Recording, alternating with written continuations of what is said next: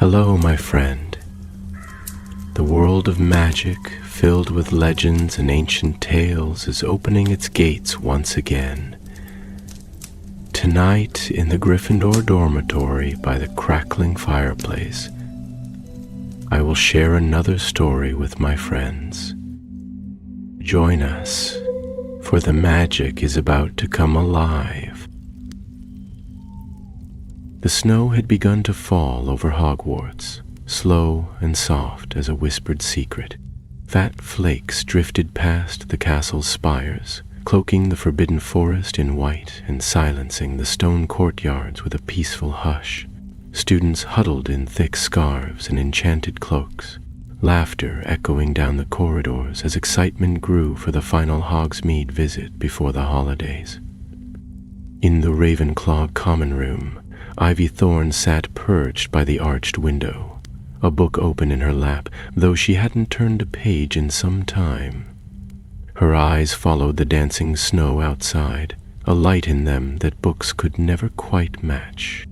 "Thinking about sneaking into Zonko's again?" asked Callum Woodcroft, dropping onto the armchair beside her with a grin.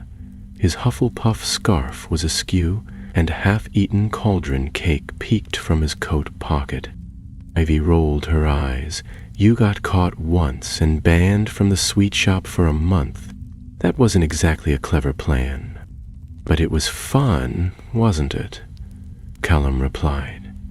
"Besides, today's going to be different. No mischief. Just a walk, a butterbeer, and back before the snow gets too heavy."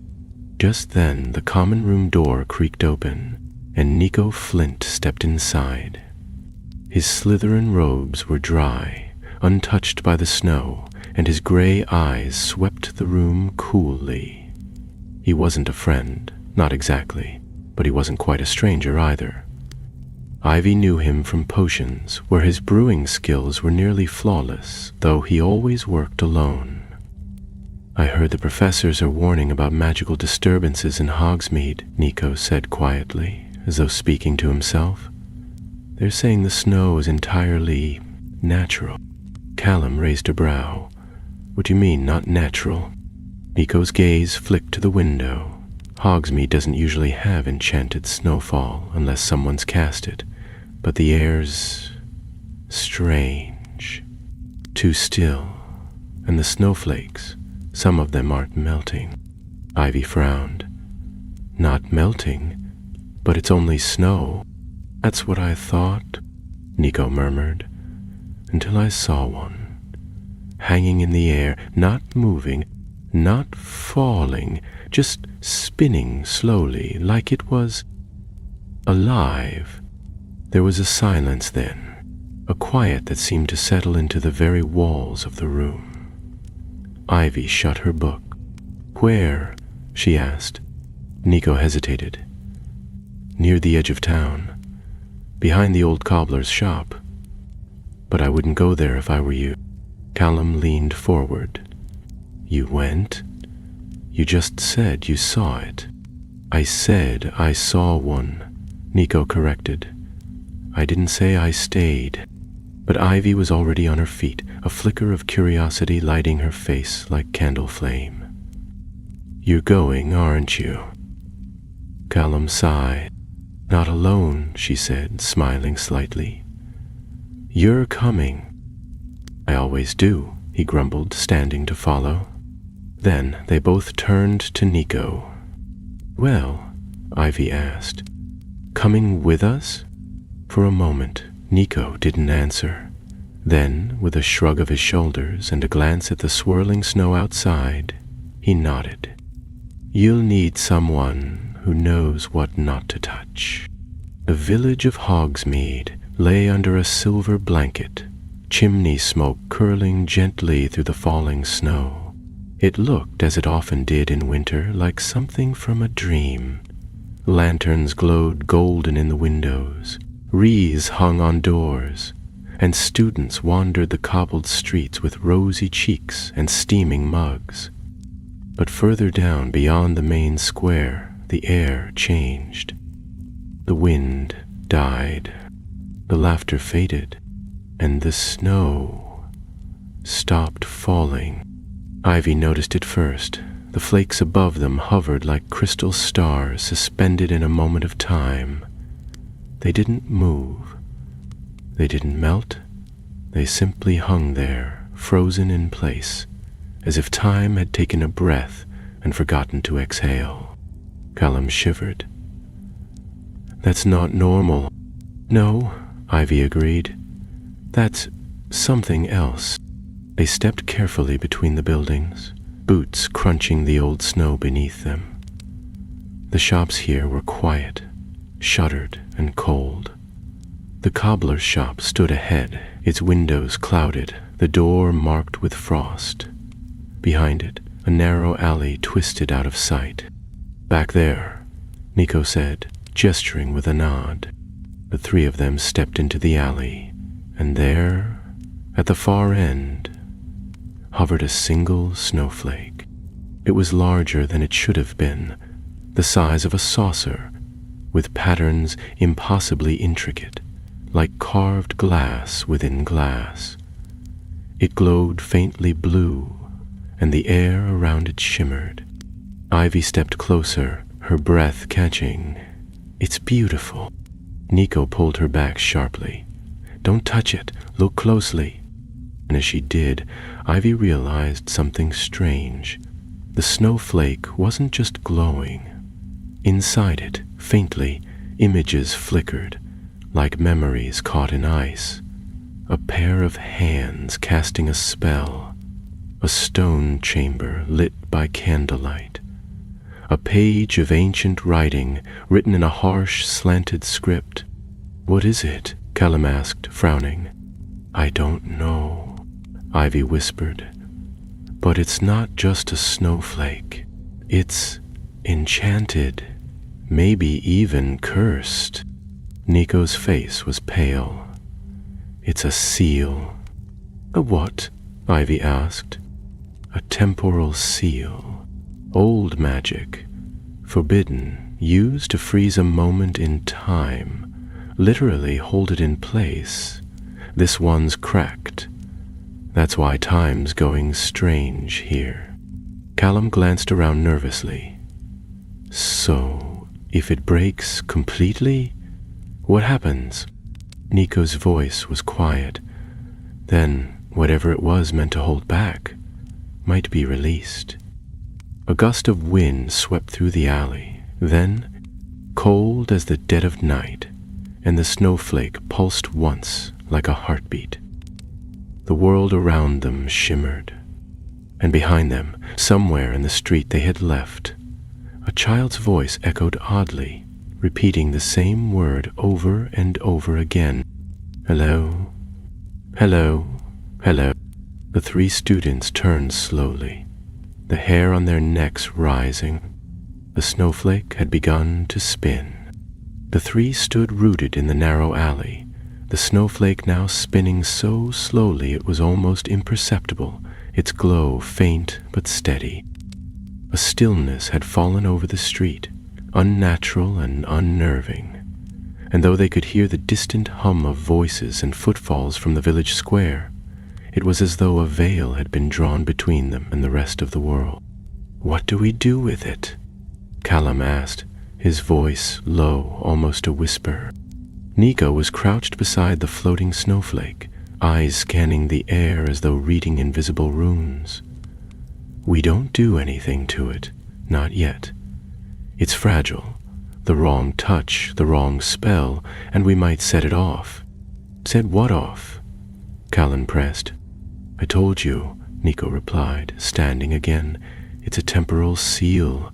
Think of it like a stopper in a potion bottle. It keeps something contained, but if it's damaged or shattered, that thing might come rushing out." Ethe narrowed her eyes at the glimmering shape. "Do you think it's holding time itself, or just a memory?" Nico didn't answer right away. He looked uneasy now, uncertain in a way that didn't match his usual detached calm. "There are spells, old ones, from the days after the goblin rebellions. Some wizards tried to trap moments in time so they could be relived forever. Others used time as a cage. "That sounds illegal," Callum muttered. "Is. Very. Banned centuries ago." Nico turned to face them both. "We need to find out who put it here and why."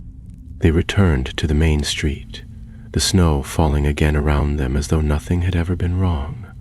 But Ivy noticed the odd flickers all through the village, repeating footsteps, a cat leaping from a windowsill only to land and leap again, a witch at the apothecary door reaching for the handle, over and over. No one else seemed to notice. Not yet, but the distortions were spreading, and the 3 broomsticks, warmth and chatter spilled from the windows, and the firelight inside offered a welcome contrast to the creeping unease outside. They ducked in, shaking the snow from their cloaks and making their way to a small table near the hearth. Madame Rosmerta gave them a distracted smile as she served 3 mugs of butterbeer, but Ivy noticed her glance linger longer than usual on Nico. She seemed to recognize something. His face, perhaps. Or his name. "Ivy," Nico said quietly once she had gone, "do you still have that copy of Forbidden Enchantments of the 6th Age from the library?"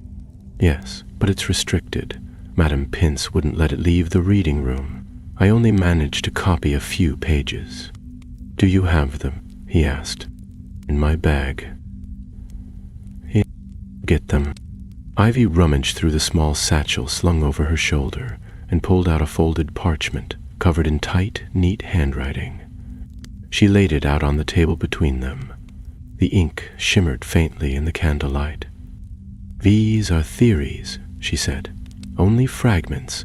Something about chronocrystals, crystalline structures that trap spells related to time. They were created during the unrest after the fall of the Ravenclaw-Derwent Accord." Nico leaned closer. "Here, this passage. It says if a crystal is cracked, it becomes unstable. If it spins..." He trailed off, and Ivy read aloud. "The seal begins to unravel, and time itself may fold or repeat until the spell's original caster ends the enchantment or the core collapses." Callum's expression darkened. "So, unless we find out who made it and make them stop it, this thing could keep messing up everything?" "Not just Hogsmeade," Nico said.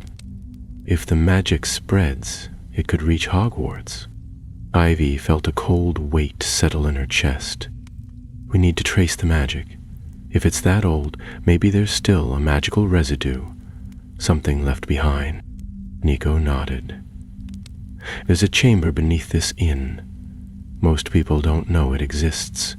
Built centuries ago, used for secret duels and less than legal spell work. If this crystal was planted recently, there might be evidence down there." "How do you know all this?" Callum asked, narrowing his eyes. Nico hesitated for the briefest moment. "My family has records, old ones." Callum didn't press further, but Ivy made a mental note to ask later. Madame Rosmerta returned to the table, a concerned frown between her brows. "You 3, she said softly. "You shouldn't be here long. Strange things have been happening this week. Customers forgetting what they came in for. I've had to relight that fireplace 7 times today. And every time, I swear it was just burning. And just now, I thought I saw a student outside, but he vanished when I opened the door." "We know," Ivy said gently. "We're trying to figure it out." Rosmerta gave her a long look. "Then you'd best be careful. This is older magic than most wizards are ready for." She walked away, leaving behind a silence that spoke louder than words. Nico stood first. "There's an entrance in the back, behind the wine barrels." They followed him through the narrow back corridor, past the kitchen and the storeroom, until they reached a wall that looked solid at first glance. But with a whispered appareil, the stone shimmered and shifted, revealing a dark stairway spiraling downward. They descended in silence, the torchlight flickering against damp stone walls. At the bottom, the passage opened into a small circular chamber, the air cool and humming faintly with old, lingering magic. In the center of the room was a pedestal. Upon it, a circle had been scorched into the stone, arcane symbols etched within the ring. Nico stepped forward, kneeling beside the markings. This was recent, within the last few months. Someone cast a powerful containment spell here, possibly even the original. Why here? Ivy asked. Why beneath an inn? Callum shrugged. Because no one ever thinks to look below their butterbeer? Nico stood, his face thoughtful. No, it had to be somewhere the spell could root itself in strong magical ground. Hogsmeade is old. Magic runs beneath it like a river. Whoever did this knew what they were doing. Then, from the shadows at the edge of the room, came a noise, a light scuffling. Soft and careful. They turned at once, wands raised. Out of the gloom stepped a figure, cloaked in gray, hood drawn low. And then the voice came, low and dry. You shouldn't have come here. The snowflake was meant to remain hidden. You've already done more damage than you understand. The sudden voice echoed through the chamber, cold and sharp like a shard of ice breaking the still air. The figure stepped forward, lowering their hood to reveal a young woman's face framed by tangled dark hair.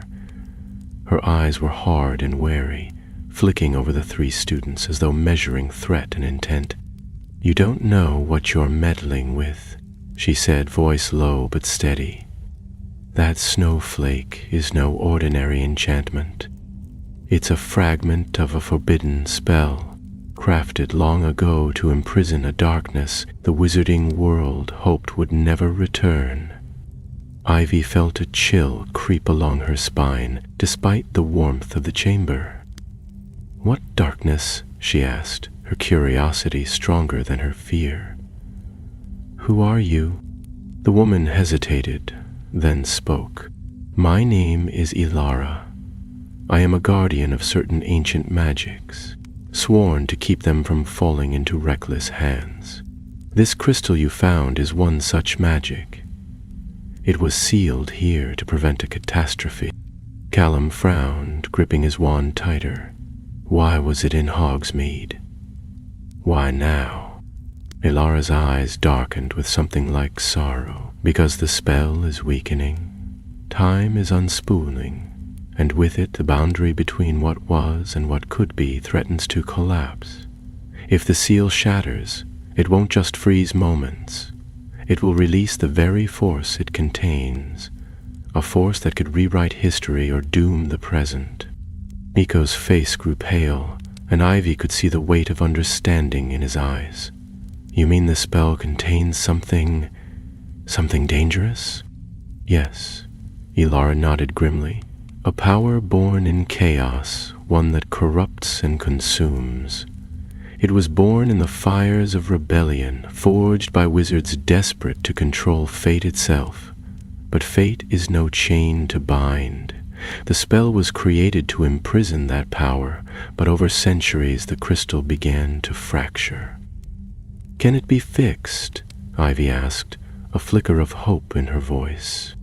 Lara's gaze softened. Perhaps, but it will not be easy, and it will not be without risk. The ritual to repair the crystal requires a rare component, the very essence of frozen time, found only in the heart of a winter storm, collected at the peak of the year's coldest night. Callum's eyes widened. Tonight is the longest night of the year. Precisely, Ilara said, which means the moment to act is now. But the ritual demands more than just the component.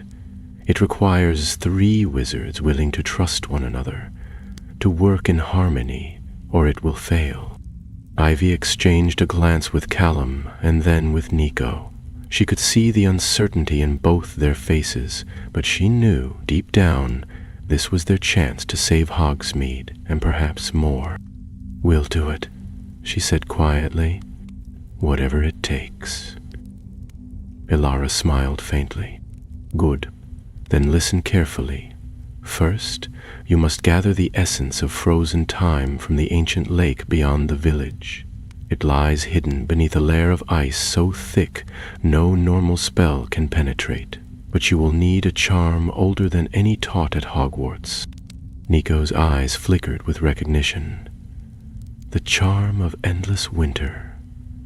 I read about it in my family's archives." "Exactly," Ilara replied. "It is complex and dangerous. One misstep, and you risk being trapped beneath the ice forever." Callum swallowed hard. "Sounds fun." Ilara chuckled, but her eyes remained serious. "Then you must return here before dawn. The ritual must be performed before the sun's first light, or the seal will shatter and time will unravel beyond repair." Ivy nodded, steeling herself. "What about you?" Ilara's face grew distant. "I will stay here guarding the chamber and ensuring no one else disturbs the seal.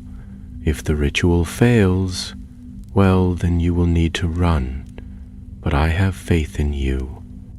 Before they could ask more, a sudden tremor shook the chamber. Dust fell from the ceiling, and a distant howl carried on the wind above.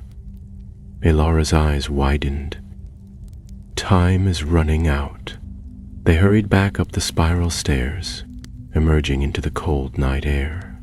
Snow had thickened, swirling in furious gusts, as if the storm itself was alive. The village lights flickered and warped, shadows twisting unnaturally. Ivy, Callum, and Nico exchanged determined looks. They knew the path ahead would be perilous, but it was theirs to walk. The longest night had only just begun. The wind bit sharply as they made their way through the narrow streets of Hogsmeade, the snow swirling around them like tiny shards of glass. The village was nearly deserted. Most of the shops had shuttered for the night, and the few figures they glimpsed hurried past with bowed heads, eager to escape the growing chill. Ivy wrapped her scarf tighter, her breath forming faint clouds in the icy air. Callum's usual cheerful chatter was replaced by a grim silence, his eyes darting nervously from shadow to shadow as if expecting something to leap out from the darkness. Nico moved ahead with a practiced stealth, his wand held loosely but ready in his hand. Despite the cold, a strange stillness had settled over the village, a sensation as though time itself had grown heavy and reluctant to move forward. Ivy's fingers tingled, and she thought she could almost hear the faint ticking of a clock somewhere far away, slowed to a crawl. The snowflake's magic was spreading, twisting the moments around them into loops and pauses. "Keep your wands ready," Nico said quietly, breaking the silence. "The charm of endless winter is not an easy spell to cast, and there will be obstacles." "What kind of obstacles?" Callum asked, his voice low. "Frost spirits," Nico explained. "Ancient guardians of the lake. They appear when anyone tries to break the ice or manipulate the frozen time beneath it.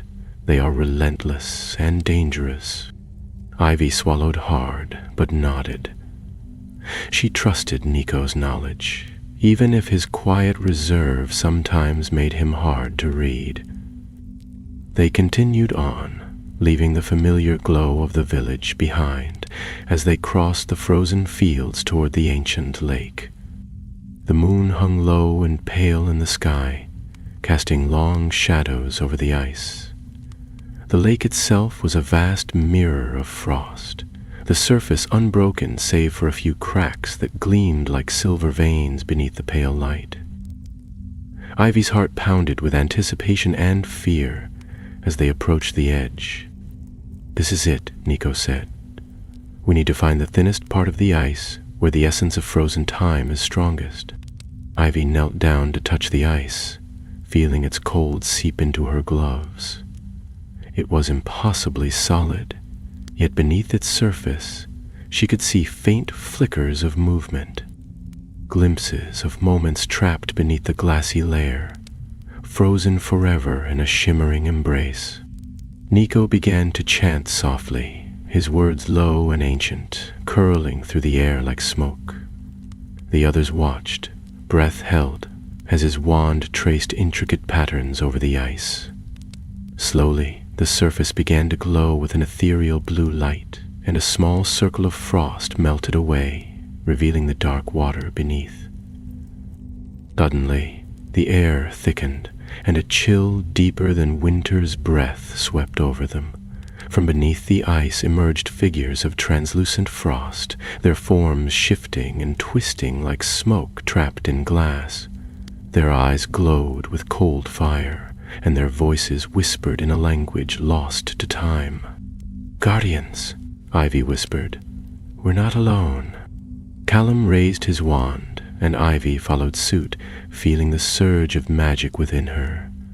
The spirits circled them, cold and relentless, testing their resolve. Nico's voice rose, weaving a protective charm to hold the spirits at bay, but they pressed closer, their forms growing sharper, more solid. Ivy took a deep breath and stepped forward. Drawing on the lessons from their magical education, she focused on the charm Nico had taught her, an ancient spell to bind and soothe elemental spirits. The words slipped from her lips, steady and sure, carrying a warmth that pushed back the cold. The spirits faltered, their glowing eyes dimming, and with a final shimmering wail, they dissolved back beneath the ice. The surface sealed itself once more, the glowing circle fading into the lake's frozen silence. Nico smiled faintly. Well done. Now, the essence of frozen time. He reached into the open circle and produced a small vial filled with swirling blue mist that pulsed like a heartbeat. This is what we need to repair the crystal. Callum let out a breath he hadn't realized he was holding. One step closer. Ivy nodded, her thoughts already racing ahead to the ritual and the challenges still to come. The night was far from over, and the dangers lurking in the shadows were yet to reveal themselves. But for now, they had the essence they needed, and with it, a chance to save Hogsmeade, and perhaps the entire wizarding world, from a fate frozen in time. The walk back to Hogsmeade was slower, weighed down by the cold that seemed to seep deeper into their bones as the night grew darker and the wind rose once more, carrying with it whispers from the past. Ivy felt the vial heavy in her pocket, its faint pulsing warmth a constant reminder of the task still ahead. The village seemed quieter now, the usual cheerful noises swallowed by the growing magic that twined through the air like a living thing. Their footsteps crunched on the snow, but the silence felt thick and watchful, as if the night itself held its breath, waiting. As they approached the edge of the village, the flicker of lantern light revealed strange distortions in the air, shadows that flickered too quickly, echoes of moments that repeated without end. Ivy's fingers tightened around her wand, and Callum's usual easy smile was gone, replaced by a tension she rarely saw in him. Nico led the way, eyes scanning the streets with sharp focus, every muscle alert. They had retrieved the essence, but the danger was far from over. The ritual chamber, Nico said softly, is not just a place of magic, but of history and secrets. We must be ready for anything. The spell we seek to mend was forged in defiance and anger, and old magic does not forget easily. Ivy nodded, feeling a mixture of fear and determination. As they stepped through the doors of the Three Broomsticks once more, The warm glow of the fire and the murmurs of the few remaining patrons offered a brief comfort. Yet the weight of what awaited them beneath the inn pressed heavily on her mind. Ilara was waiting by the hidden door, her expression grave but resolute. "You have the essence," she said, nodding in approval. "Then there is little time to lose. Follow me." The spiral staircase swallowed them again, winding down into the depths where the air grew cooler and the shadows deeper. The chamber below was unchanged since their last visit, the circle of runes on the stone glowing faintly with an ancient power that seemed to pulse in time with the snowflake's slow spin high above Hogsmeade. Ivy set the vial carefully on the pedestal, its mist swirling as if eager to join with the broken crystal. Ilara spoke quickly, her voice steady but urgent as she guided them through the steps of the ritual. "You must work together. Ivy, your knowledge of ancient runes will guide the circle. Callum, your strength will channel the energy. Nico, your skill in potion and spellcraft will bind the essence to the crystal." They arranged themselves around the pedestal, wands raised and hearts steady. The chamber filled with a low hum, the magic responding to their presence. Ivy traced the runes with careful fingers, whispering the words of power she had memorized, the ancient language curling around her tongue like smoke. Callum's hands glowed as he summoned his magic, steady and strong, weaving it into the circle. Nico poured the swirling essence from the vial into the center of the pedestal, where the snowflake's glow grew brighter, pulsing in response. For a moment, the room seemed to hold its breath. Then the crystal cracked once more, releasing a burst of shimmering light that danced like snowflakes in a wild storm. The circle flared with power, and the runes blazed with a fierce glow that filled the chamber. Suddenly the light faltered. A sharp, terrible crack split the air as the seal threatened to break, and the snowflakes spun faster, wild and erratic. A shadow moved in the corner, a presence darker and more malevolent than anything they had faced. Ilara shouted a warning. "The seal is breaking. You must focus. Trust each other." Ivy's voice rang out clear and steady. "Together, now." They poured every ounce of will and magic into the ritual, weaving their spells into a single thread of light that bound the essence to the fractured crystal. The wild spinning slowed, the glow steadied, and with a final pulse the snowflake shimmered, then stilled. Silence fell. The oppressive cold lifted, and the air seemed lighter, freer. The spell had been mended, but as their breath returned to normal and the tension drained from their limbs, Ivy noticed something new. A faint shimmer beneath the surface of the crystal, a whisper of movement that did not belong to the seal. Before she could speak, Ilara's face darkened. "This is not the end. The power within that crystal is ancient and cunning. It has not yet given up its secrets." Ivy's heart sank, but she met Ilara's gaze steadily. "Then we will be ready." The longest night was over, but the story was far from finished. The dawn crept in slowly, pale and uncertain, slipping through the cracks in the chamber's stone walls and washing over the glowing runes that still hummed faintly beneath their feet. The air was warmer now, and the thick tension that had gripped their bodies lessened, though an uneasy silence hung heavy in the space between them. Ivy, Callum, and Nico exchanged glances, each aware that the magic they had just untangled was only the beginning. Ilara stood a little apart, her eyes fixed on the repaired crystal, her expression unreadable, but shadowed with something like regret. "We've bought time," she said finally, her voice soft but steady. "But this power does not rest easily. It will seek another way to break free. The seal is a prison, yes, but also a beacon." Ivy's fingers brushed the edge of the pedestal, still warm from their ritual. A beacon for what? Ilara sighed, folding her arms. For those who would command time itself and wield it as a weapon.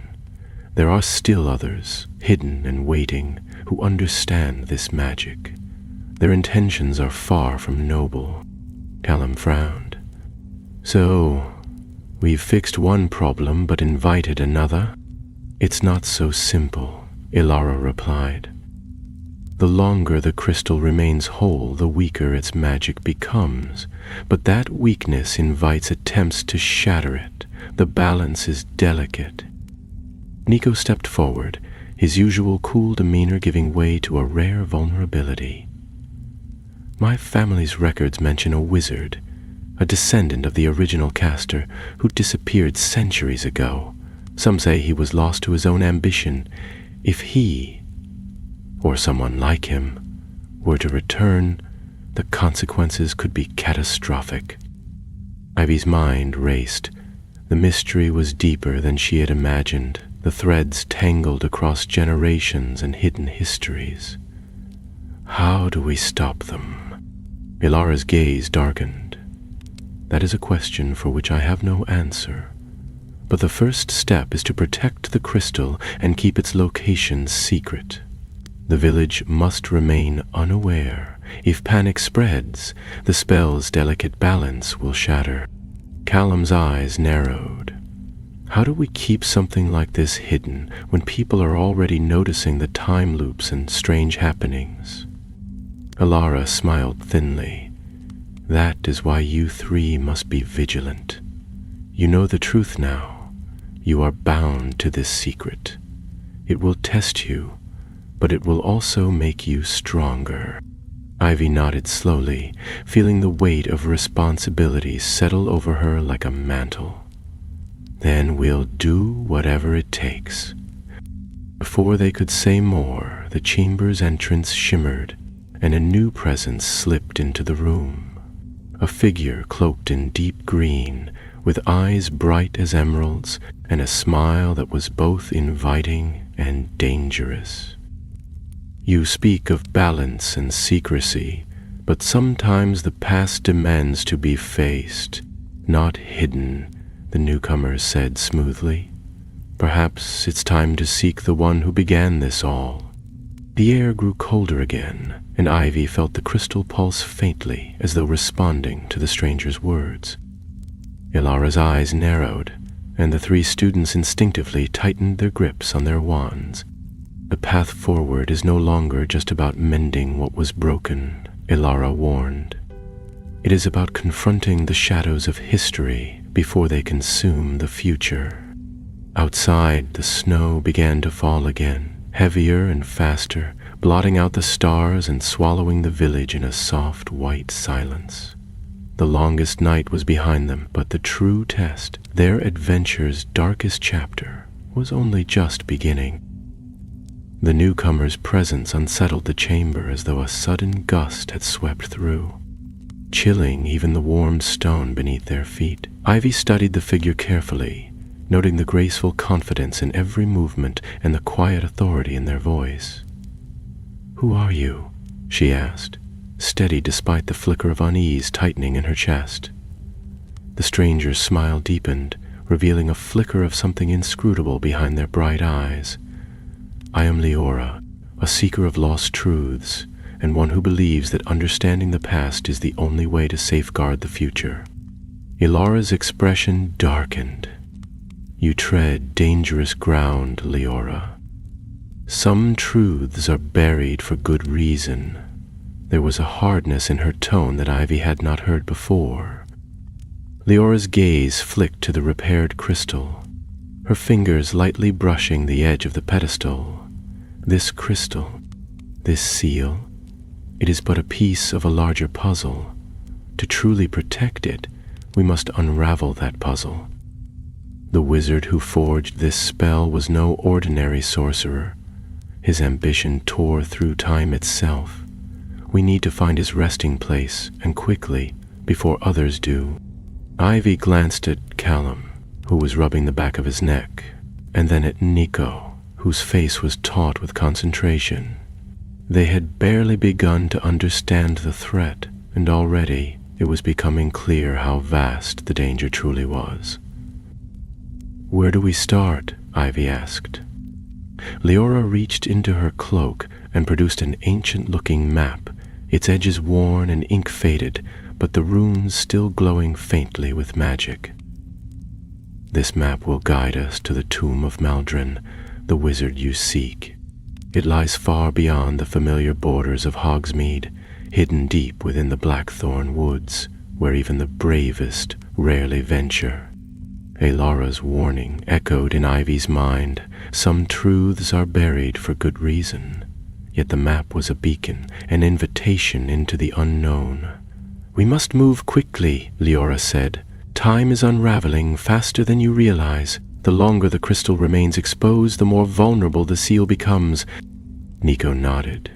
"The Blackthorn woods are notorious for enchantments and creatures not found elsewhere.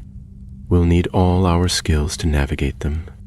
Callum's usually light-hearted grin was gone, replaced by a grim determination. "Then we better get prepared." As they gathered their things and prepared to leave the hidden chamber, Ivy could feel the weight of the coming journey settle over her like a cloak. This was no longer about repairing a broken crystal. It was about confronting the shadows cast by ambition and magic that stretched back centuries. Outside, the snow had stopped, and a sharp wind swept the streets of Hogsmeade, carrying with it the scent of pine and frost.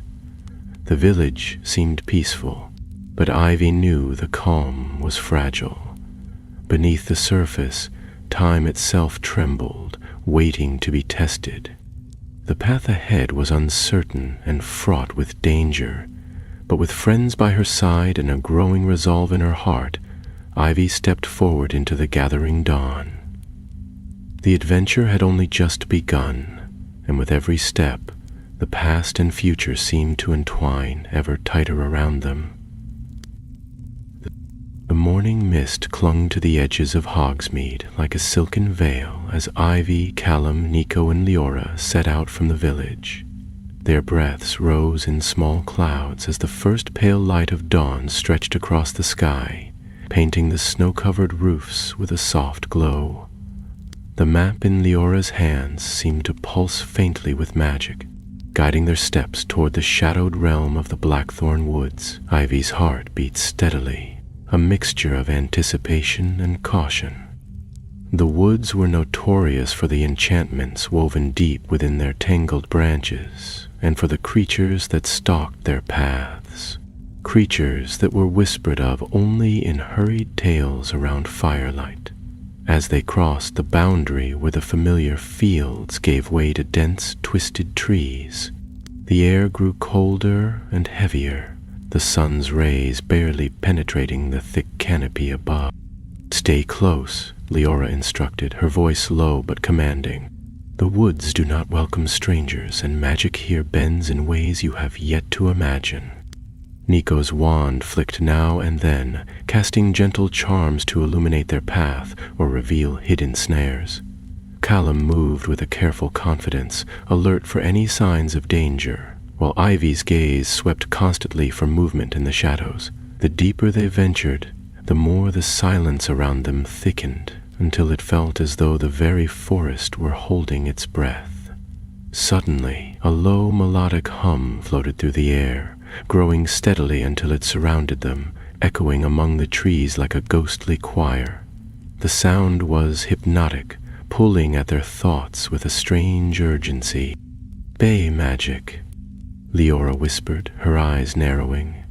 "The woods guard themselves with enchantments designed to confuse and ensnare." Ivy felt a flicker of unease, as though invisible threads tugged at her mind, urging her to wander deeper into the forest alone. Callum tightened his grip on his wand and muttered a counter-charm, breaking the spell's hold just enough for them to regain focus. "We cannot let ourselves be separated," he said firmly. "The woods want us to falter." They pressed on, weaving through gnarled roots and thick underbrush, until at last they reached a clearing bathed in eerie silver light. At its center stood a great stone archway, ancient and covered in ivy, its surface carved with runes that pulsed faintly with magic. "The entrance to the tomb of Maldron," Leora announced, her voice barely above a whisper. Ivy felt a chill as she stepped beneath the arch, the air growing colder still and filled with the weight of centuries. The tomb yawned open before them like a mouth carved from stone, leading down into darkness that seemed to swallow the weak glow of their wands. As they descended the spiral staircase, the walls hummed with power, the runes etched into the stones glowing brighter with every step. At the bottom, the chamber opened into a vast hall lined with statues of long-forgotten wizards, their faces stern and watchful. In the center rested a sarcophagus, its lid carved with intricate designs depicting scenes of time unraveling. A clock shattered, stars falling, and shadowy figures locked in battle. Ivy's fingers brushed the cold stone as a sudden gust of wind swept through the hall, carrying with it a whisper that chilled her to the bone. "You should not have come," the voice said, echoing from the shadows. The light flickered, and a figure stepped forward, a man draped in dark robes embroidered with silver stars, his eyes burning with an unnatural light. "I am Maldron," he said, voice like grinding ice, "and the magic you meddle with belongs to me." Ivy's breath caught as she raised her wand, feeling the raw power radiating from him. This was no mere shadow or legend. This was the source of the ancient spell, a wizard whose ambition had fractured time itself. Callum moved beside her, wand at the ready, while Nico and Leora prepared themselves for the confrontation they had long feared. Maldron's smile was cruel. "You think you can mend what I have shattered? Foolish children. Time is mine to command, and I will not be bound by your feeble charms." The chamber trembled as he lifted his hands, summoning a storm of swirling shadows and flickering clocks, the very air twisting with the unstable magic of the fractured crystal. Ivy felt the ground shift beneath her feet as the battle began, the fate of Hogsmeade, and perhaps the world, hanging in the balance.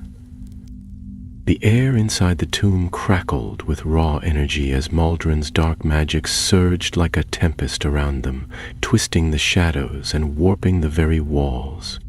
Ivy's wand felt heavy in her hand, charged with urgency and fear, yet her voice remained steady as she cast a protective charm, weaving a shield of shimmering light around her companions. Callum was already moving, his spells sharp and precise, countering Maldron's furious attacks with bursts of fiery light that hissed through the air.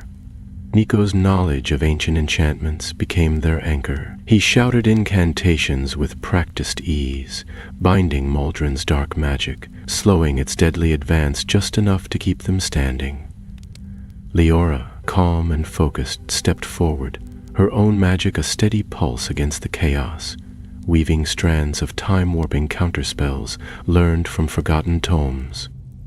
Maldron snarled, the fury in his eyes burning brighter as the crystal's power flared with renewed strength from their combined magic. "You cannot undo what I have set in motion. Time bends to my will, and soon all will be mine." His voice echoed through the chamber, shaking the stones beneath their feet.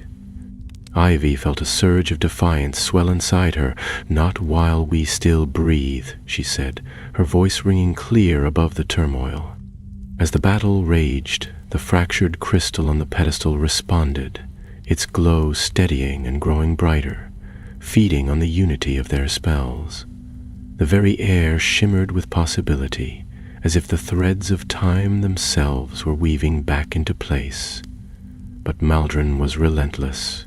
With a furious roar, he summoned a swirling vortex of shadow and light, aiming it directly at the group. The force of the blast threw them back, and Ivy crashed against the cold stone wall, pain flaring through her shoulder. Gritting her teeth, she scrambled to her feet, realizing that only by working as one could they overcome this ancient power. "Together!" she called, and her friends rallied, their spells intertwining in a dazzling display of magic that filled the chamber with blinding light. The crystal pulsed wildly, cracks sealing, the spinning slowing to a halt as their combined strength wove a new enchantment. One of binding and healing. Maldron screamed in frustration, his form flickering like a dying flame, and with a final surge of power, Ivy directed a beam of pure light at him, sending him reeling back into the shadows from which he had emerged. The chamber fell silent, the oppressive weight lifting as the crystal settled into a steady, peaceful glow. Ivy leaned heavily on Callum as they all caught their breath, the echoes of the battle fading into a calm stillness. Leora approached the pedestal, placing her hand over the crystal. "It is done," she said softly, though her eyes betrayed the knowledge that their victory was but one chapter in a longer story. "The seal is whole again, and the power contained, for now." Nico looked at the ancient runes with a mixture of awe and relief. "We have held back the darkness, but the magic here is alive and watching. We must remain vigilant." Ivy nodded, feeling a deep weariness, but also a fierce pride. Together they had faced a force that had torn time itself and survived. As they ascended the spiral staircase back toward the dawn, the first rays of sunlight filtering through the stone walls, Ivy knew the world had shifted that night. The magic of the crystal, once fractured and dangerous, now stood as a symbol of hope, woven with the courage and trust of those willing to fight for it. By the time they emerged from the tomb, the sun had risen fully, casting long golden shafts of light across the snow-laden forest. The air no longer shimmered with warp time, and the forest stood silent and still. The enchantments that had once clung to it now faded like mist beneath the morning warmth. Ivy blinked against the brightness, her body aching from the strain of magic and conflict, but her spirit burned with a quiet satisfaction. They had faced one of the darkest chapters of wizarding history and walked away intact. Changed, yes, but alive and stronger than before. The return journey to Hogsmeade passed in thoughtful silence, broken only by the occasional call of a raven in the trees or the soft crunch of snow beneath their boots. Leora walked a little ahead, her green cloak rippling behind her like a banner. Nico, ever thoughtful, remained at the rear, his sharp eyes scanning the woods as if half expecting Maldron to rise once more from the shadows. Callum stuck close to Ivy, occasionally brushing snow from his shoulders or muttering about how much he longed for a warm fire and something sweet from honeydukes. Ivy, though quiet, kept her gaze on the map still clutched in Leora's hands. Though the tomb was sealed and the crystal no longer spinning with wild magic, she could not shake the sense that more remained hidden, tangled in the legacy of the spell they had just repaired. They reached the village shortly before noon. Hogsmeade had begun to stir again, the shops opening their doors and the scent of fresh bread and enchanted cinnamon drifting through the streets. But something subtle had changed.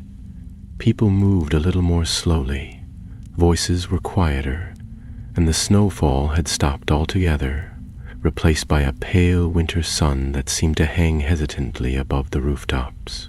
Ivy noticed how the clock tower in the square now ticked in rhythm again, the strange warps in time no longer disrupting its pendulum. The villagers, unaware of how close they had come to disaster, went about their day as if nothing had changed. And perhaps that was for the best. Ilara met them at the back of the Three Broomsticks, her expression unreadable, but her posture relaxed for the first time in days. She ushered them inside and led them to the hidden chamber once more, where the crystal now rested within a reinforced case of enchanted glass, surrounded by protective runes that shimmered faintly in the torchlight. Ivy stepped closer, and saw her reflection mirrored faintly in the crystal's surface, warped slightly by the ancient magic still humming beneath its smooth exterior. It was beautiful in its way, but dangerous too, and she understood now why such power had been sealed away rather than destroyed. Leora spoke first, her voice quieter than usual. "The seal will hold, for now, but the magic that lies within it is not dormant. It merely waits. It always waits." She glanced toward Ilara, who gave a brief nod. "You've all proven yourselves beyond anything we could have expected," Ilara said. "You stood against a force most grown witches and wizards would not dare approach. You protected the village, and more importantly, you protected the future." Callum shifted awkwardly, cheeks slightly pink, and muttered something about just doing what anyone would have done. Nico, however, remained still, his gaze fixed on the crystal, thoughts clearly far away. "There's something you're not telling us," Ivy said, her eyes on Leora. Leora sighed, as though she had hoped not to say more. "There are more fragments.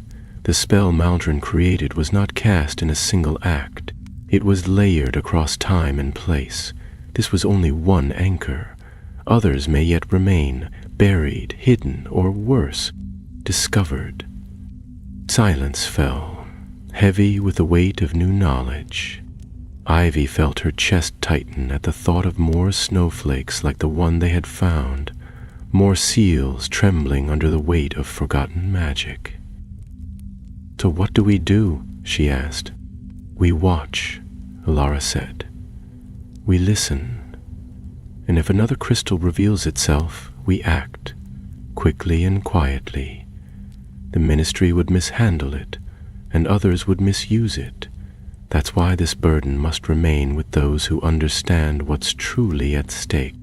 It was not a reward, not even a proper thank you, but Ivy felt a sense of purpose settle within her. The story was far from over, and though they had returned victorious, they had also stepped into a world where secrets were woven into the very fabric of magic itself. Later, as they left the three broomsticks and the village returned to its quiet rhythm, Ivy glanced up at the sky. The snow had ceased, the clouds parting just enough to reveal a stretch of pale blue. Yet even in that stillness, she could feel something lingering, like a breath held beneath the surface, waiting for the right moment to rise again.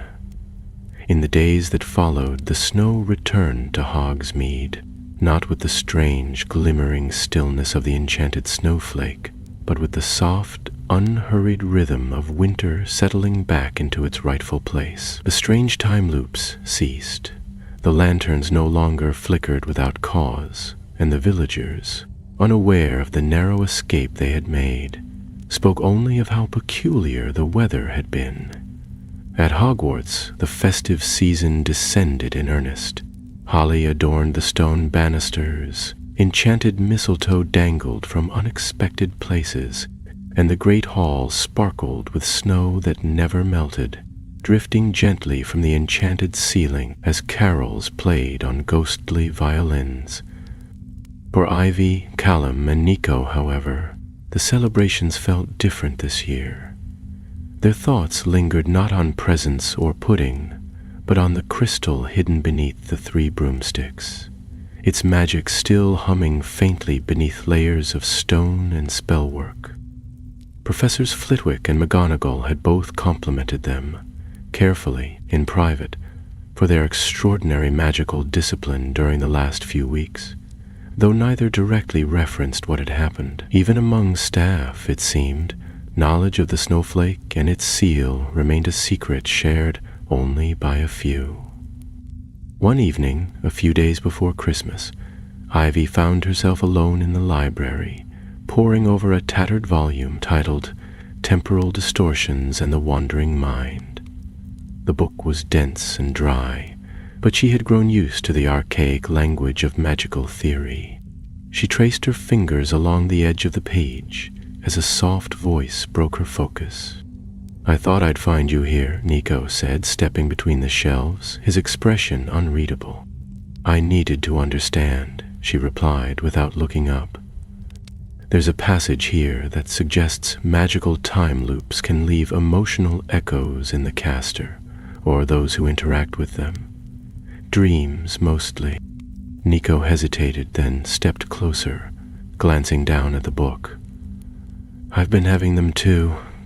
Dreams of places I've never been, of people I don't know, but they feel familiar.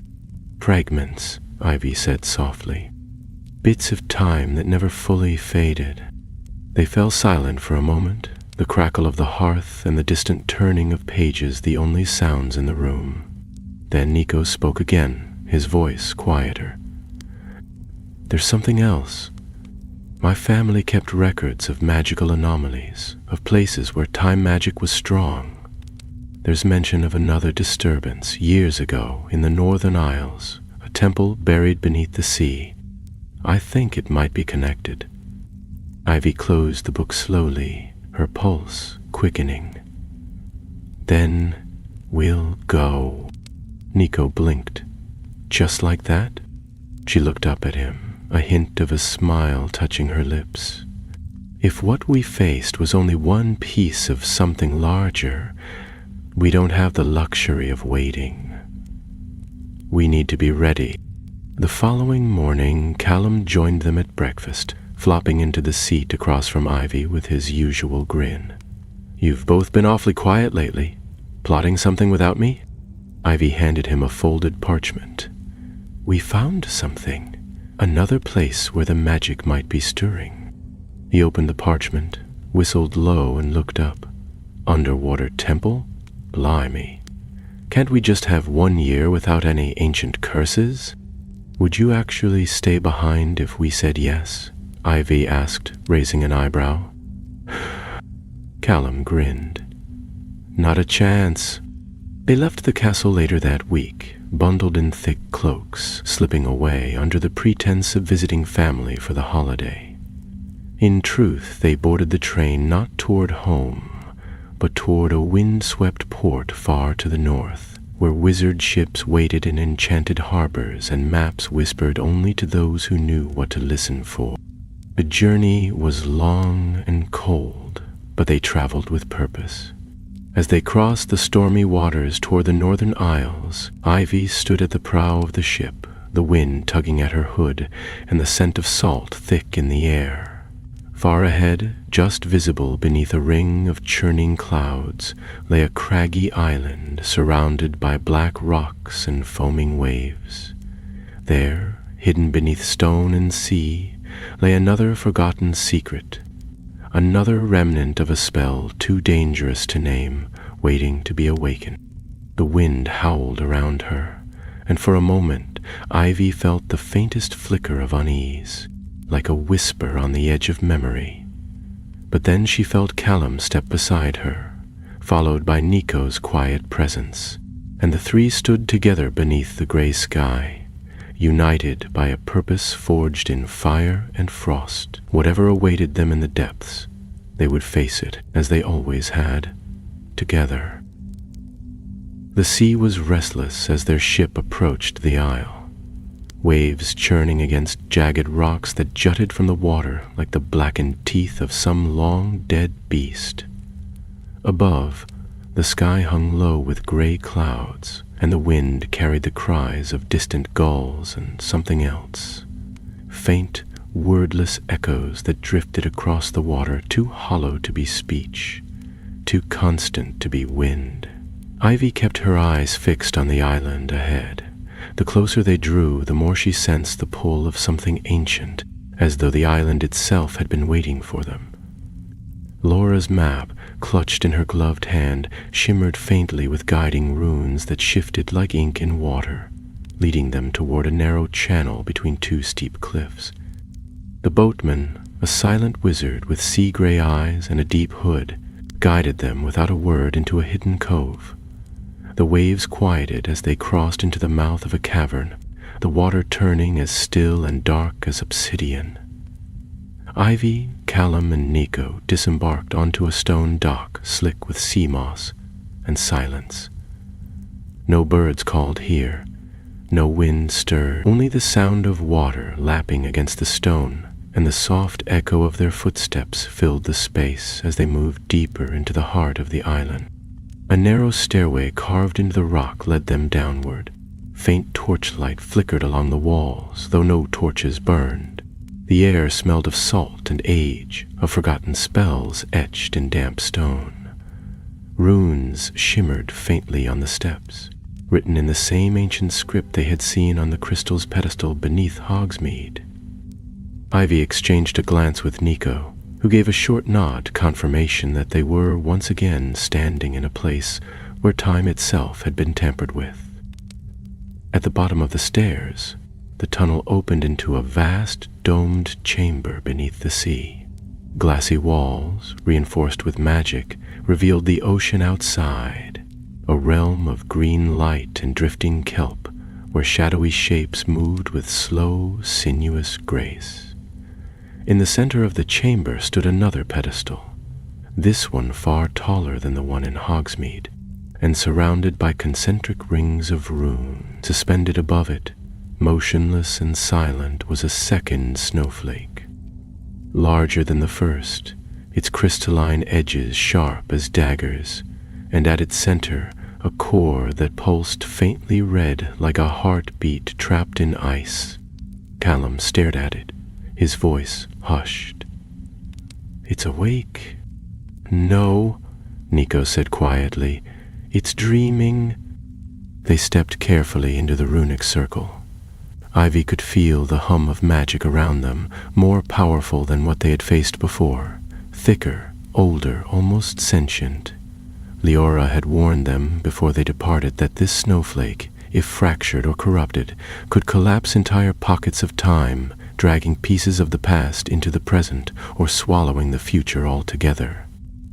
Ivy's wand glowed with a faint silver light as she approached the pedestal. The air around the snowflake grew colder, and the red light within it pulsed faster in response to her presence. Suddenly the ground trembled, and the glassy walls of the chamber flickered. A figure stepped forward from the shadows, hooded, robed in black and silver, bearing the symbol of the same star Maldron had worn at his throat. Ivy raised her wand instinctively, but the figure did not draw theirs. Instead, they lifted their head to reveal a face young and pale, eyes dark and strangely hollow. "I am the Keeper," they said, "and you should not have come."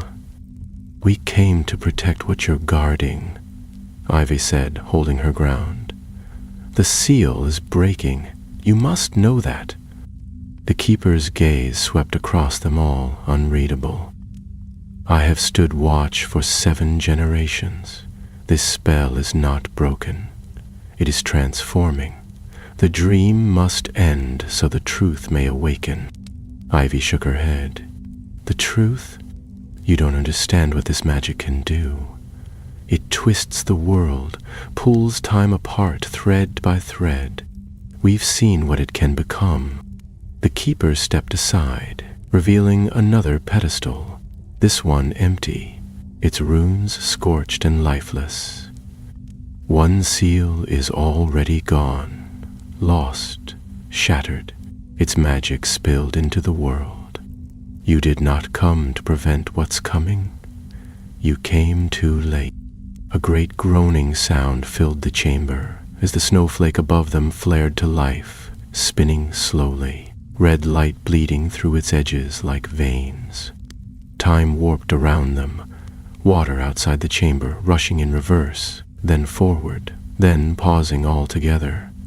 Ivy felt her knees buckle under the pressure of collapsing moments, her thoughts spinning like pages torn from a book and thrown into a storm. "Together!" she gasped, clutching her wand. Callum and Nico moved beside her at once, raising their wands and casting stabilizing charms. Their magic wove together with Ivy's, forming a glowing triangle of light that steadied the chamber. The snowflake trembled but did not shatter. Ivy drew the final component from her satchel, a second vial of frozen time essence, preserved from the lake. With a steady hand, she released a single drop onto the pedestal. The reaction was instant. The snowflake stilled, its core shifting from red to white. A low pulse swept through the chamber, and for the first time since entering, the air felt still and calm. The keeper staggered back, eyes wide. "You've bound it, but the dream remains." "We didn't come to erase the past," Ivy said, breathless. "Only to stop it from rewriting the present." The snowflake pulsed once more, then dimmed, its edges softening until it faded into a harmless drift of light and vanished. The pedestal glowed briefly, then went dark. The spell was undone. In the silence that followed, the chamber itself seemed to sigh. The runes dimmed, the tremors ceased, and the ocean beyond the glass walls resumed its quiet, endless motion. The keepers said nothing more, but lowered their head and stepped back into the shadows, their task complete, their legacy ended. The return journey was quieter than the one before.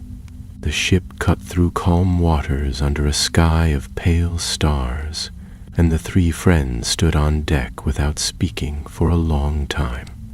At last, Callum broke the silence. "Think that's the last of them?" Ivy didn't answer immediately.